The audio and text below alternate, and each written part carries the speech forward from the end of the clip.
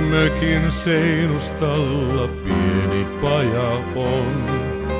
Siinä takoi ennen isä perheen elannon.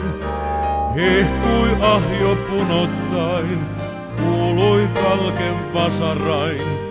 Taipui teräs vahvinkin tahtoon mestarin.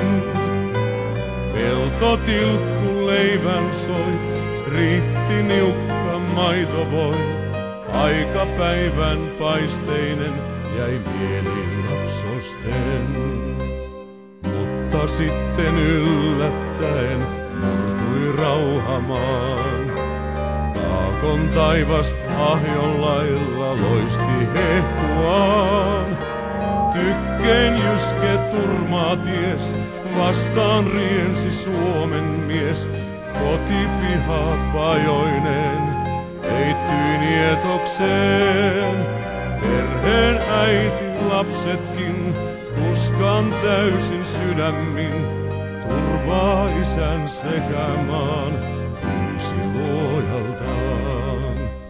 Taiston äänet korviin yhä lähempää vain soi. Urhollisuus ylivoimaan tehota ei voi.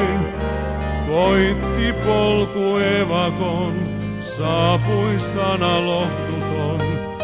Isä koskaan palaa ei, sota hänet vei. Äiti vaipui vuoteeseen, mietti yksin murheinen. Kuinka orpo joukon tän ohjaan elämään.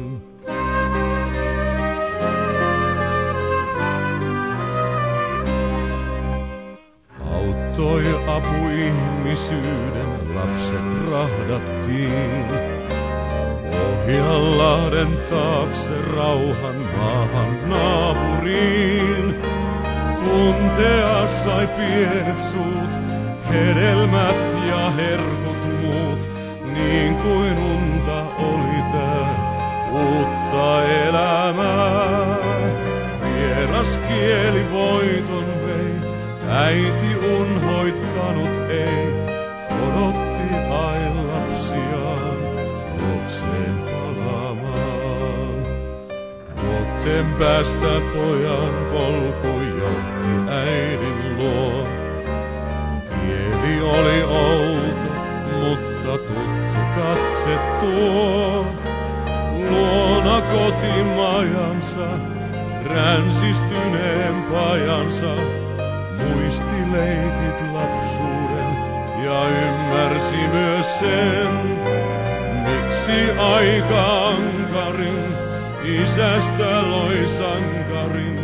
Ja miksi työhön velvoittaa tää kaunis kallis maa.